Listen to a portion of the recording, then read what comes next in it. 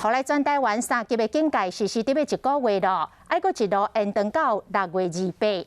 也毋过控制疫情的同时，嘛大大来伤着经济，真侪人伫要趁无食咯。台北市议员苗博雅就节目讲，全国20多个县市拢咧陪上北市咧坐价。这个话一个讲出，引发着讨论，嘛引发着争议。也毋过嘛来反映着目前疫情之下经济困境。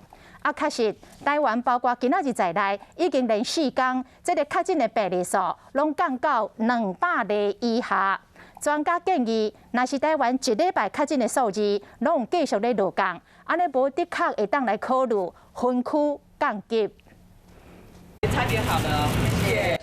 会使早早，袂使伫餐厅内面食，也毋过伫疫情期间，会使做生意的店已经算是真好运啊。另外隔壁的店早就收起来，四界拢会使看到店面大要出租。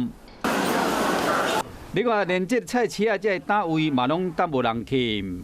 生意差到70%，因为一些生意人哦，像卖面的啦，还有做那个自助餐的那些都没有了。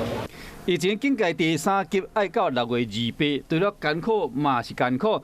莫讲上北，全台各地拢同款。台北市议员苗博雅挡袂掉啊。其实全国这个20几个县市民众，我现在是一起陪双北在坐牢啦。因为以双北来讲的话，其实因为过去的这3个礼拜疫情它是压到一个平的线，但是没有很显著往下嘛，所以才会进入所谓的全国3级等等。毕竟台湾无大。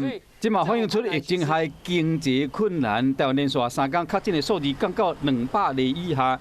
有医生认为讲，若依照目前的疫情的趋势，不定就会使分区降级。1星期内呢，有超过3处的社区感染，就算3级警戒了。那我们目前还有很多地方在社区感染，所以我们还不符合解除3级警戒的条件。但是中央疫情指挥中心可以是需要改变这个游戏规则，1个礼拜内都100个以下，我是认为是可以考虑的哈。当然还是要配套的。